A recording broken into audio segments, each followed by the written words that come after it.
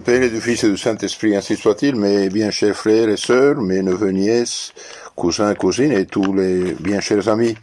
Continuons notre méditation sur la foi chrétienne. J'analyse les leçons sur les sacrements et je me base sur le catéchisme de persévérance de Monseigneur Gaume.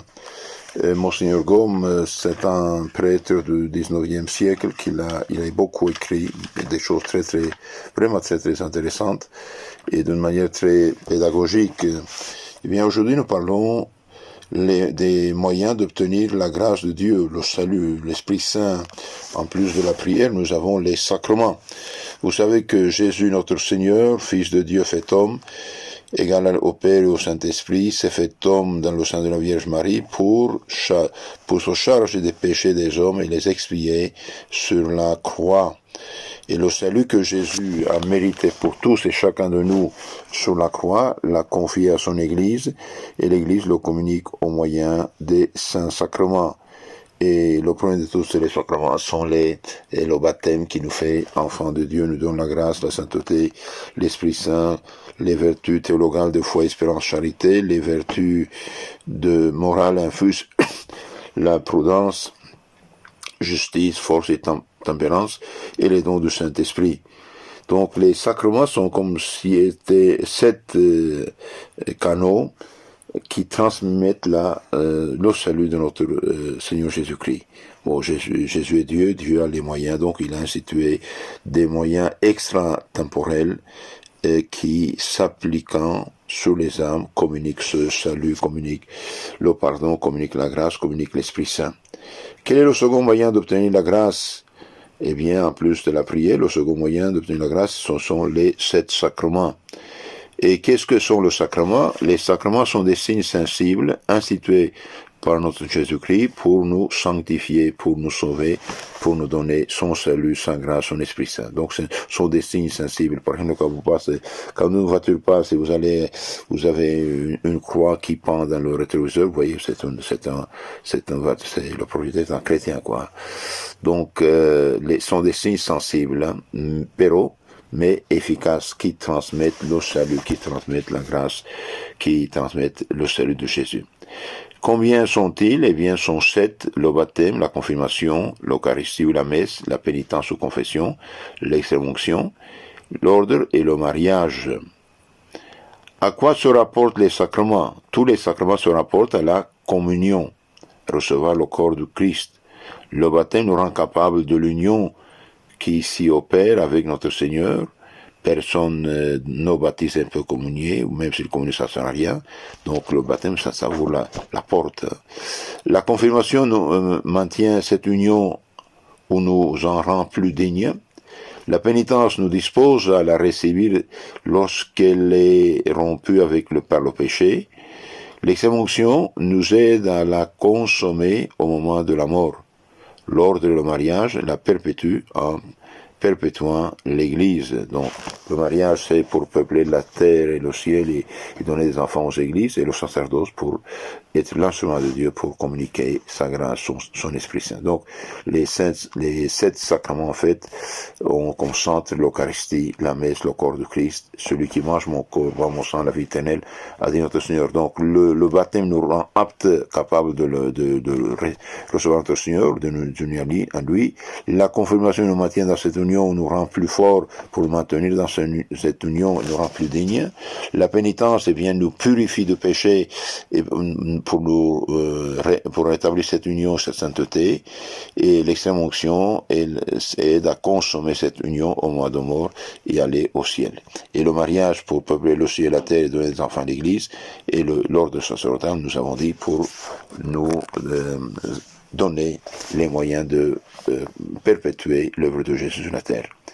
En effet, il y a 5 sacrements qui sont sacerdotaux. Et bien, la confirmation, l'Esprit, donner le Saint-Esprit, personne ne peut le donner si on est évêque ou prêtre. L'Eucharistie, bien sûr, personne ne peut consacrer le corps de Christ s'il n'est pas prêtre. Le pardon des péchés, les saintes huiles et l'ordre sacerdotal. Tous sont 5 sacrements sacerdotaux, sinon des prêtres. Eh bien, il n'y a pas de ces sacrements. Le baptême en cas de danger de mort, toute personne qui a l'intention de baptiser et sache baptiser peut baptiser en versant 3 fois de l'eau sur la tête de l'enfant ou de personne adulte. Je vous baptise au nom du Père, en jetant un peu d'eau, et du Fils, en versant de l'eau, et du Saint-Esprit en versant de l'eau. Et le mariage, vous savez, les ministres de mariage sont les époux. Le prêtre, c'est le témoin de l'Église. Bien. Qui est-ce qui a institué les sacrements? Qui est-ce qui a institué les sacrements? Eh bien, c'est notre Seigneur Jésus-Christ qui a institué les sacrements. Nul autre que lui ne pouvait les instituer. Parce que seul Dieu pouvait attacher à des choses sensibles le pouvoir de produire la grâce et donner son Esprit Saint, sa grâce. Donc c'est l'auteur des sacrements, c'est Jésus-Christ, notre Seigneur. Nous le verrons plus tard dans les leçons suivantes. Et notre Seigneur a institué les sacrements pour nous communiquer la grâce.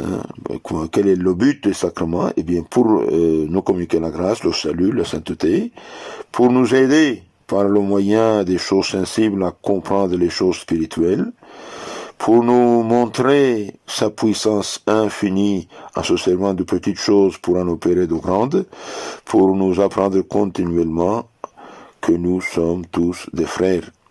Donc le but des sacrements, c'est communiquer la grâce, communiquer le salut, communiquer l'Esprit Saint, pour nous aider par le moyen des choses sensibles à comprendre les choses spirituelles.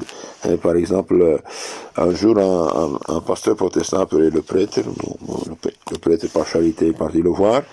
Il a dit: mon père, je veux me confesser, mais vous avez toujours dit aux gens de se confesser directement contre Dieu. Qu'est-ce qui se passe avec vous? Si, mais je n'ai jamais entendu sa voix qui dit: je vous pardonne. Alors que l'Évangile dit: recevez l'Esprit Saint, ceux à qui vous pardonnez le péché seront pardonnés. Saint Jean 20, 22. Comment les sacrements nous sanctifient-ils? Les sacrements nous sanctifient, c'est-à-dire nous rendent agréables à Dieu en nous donnant la grâce, la sainteté, le salut de Jésus. Et quelle grâce nous donnent-ils? Eh bien, ils nous donnent la grâce.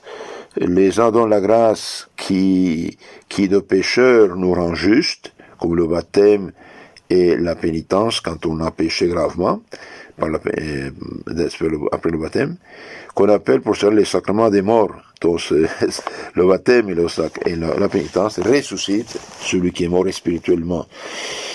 Les autres nous donnent la grâce qui de juste nous rend encore plus justes, et c'est pour cela qu'on les appelle les sacrements des vivants.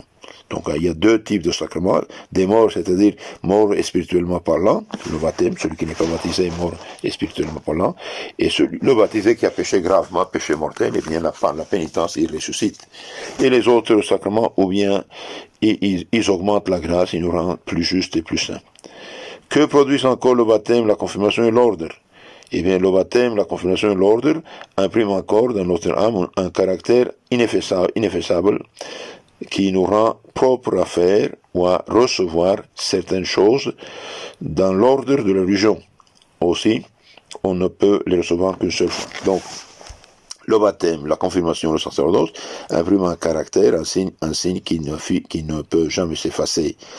Le baptême pour nous rendre aptes à recevoir les autres sacrements, le sacerdoce pour les donner, et la confirmation, eh bien, pour nous fortifier et y recevoir la grâce d'état de confirmer.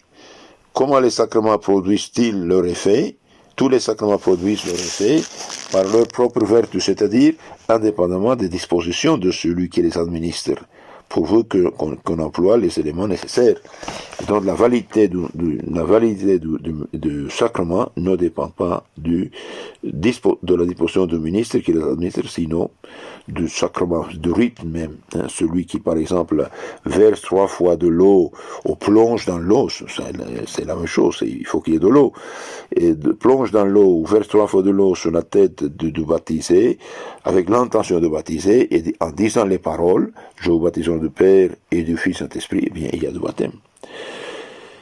Tous les sacrements produisent-ils leur effet par comment les sacrements produisent-ils leur effet? Tous les sacrements produisent leur effet par leur propre vertu, c'est-à-dire indépendamment des dispositions de celui qui les administre, pourvu qu'il emploie les éléments nécessaires, le rite de l'Église, et il a l'intention de le faire, bien sûr. Qu'entendez-vous par les éléments du sacrement? On entend par les éléments des sacrements les choses dont ils se composent et qui sont au nombre de trois, la matière, la forme et le ministre. Comment savons-nous que notre Seigneur a suivi ces sacrements? Nous savons que notre Seigneur a suivi ces sacrements par l'Écriture sainte et la tradition apostolique. Par exemple, le chapitre 28, 19 de Saint Matthieu, qu'est-ce qu'il dit? Allez dans le monde entier, prêchez, baptisez toutes les nations. Il y a institution du baptême. En plus, Saint Matthieu 3, 11, Saint Jean-Baptiste dit, je vous baptise, rite juif, avec l'eau, quelqu'un plus fort que moi, baptisé avec l'Esprit Saint et le feu. Par exemple, non, et le dernier chapitre de Saint Jacques, chapitre 5 à la fin, il dit, quelqu'un est-il malade? Eh bien, qu'ils appellent les prêtres de l'Église pour qu'ils loignent avec de l'huile sainte. S'il a des péchés, ils sont pardonnés. Si Dieu juge bon de la santé aussi. Et bien, nous voyons par exemple au début des Actes des Apôtres, l'Esprit Saint vient sur les apôtres, le chapitre 8 des Actes des Apôtres, et bien seulement Saint Jean et Saint Pierre imposent les mains aux baptisés par le diacre Saint Philippe. Donc on voit tous par là. Et en plus, la tradition apostolique, si l'Église a reçu ça des apôtres, même si tout n'était pas écrit, eh bien l'Évangile dit tout n'est pas écrit. Si on avait tout écrit, les livres du monde entier ne suffiraient pas, dit Saint Jacques, Saint Jean, dans les 2 derniers chapitres de son Évangile, n'est-ce pas?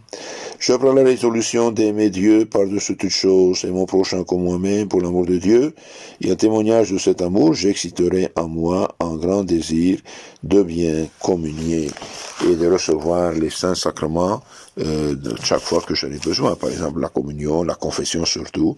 Ceux qui ne sont pas mariés à l'église se marient à l'église ou sont séparés et baptiser les enfants le plus tôt possible. Donc Jésus a mérité le salut. Ce salut vient à nos âmes au moyen des saints sacrements. Et malheureusement, Luther, dans sa folie, eh bien, il a éliminé 6 des 7 sacrements. 6 des 7 sacrements. Quand il parle d'Eucharistie, ce n'est pas vrai, il ne parle d'Eucharistie parce qu'il n'a pas de sacerdoce. Et seulement, il reste le baptême chez les protestants classiques, traditionnels entre guillemets, n'est-ce pas, luthérains, calvinistes, etc. Les autres, les nouvelles sectes, il n'y a plus rien parce qu'ils ne croient plus au baptême. Que Dieu vous bénisse, au nom du Père et du Fils et du Saint-Esprit. Amen.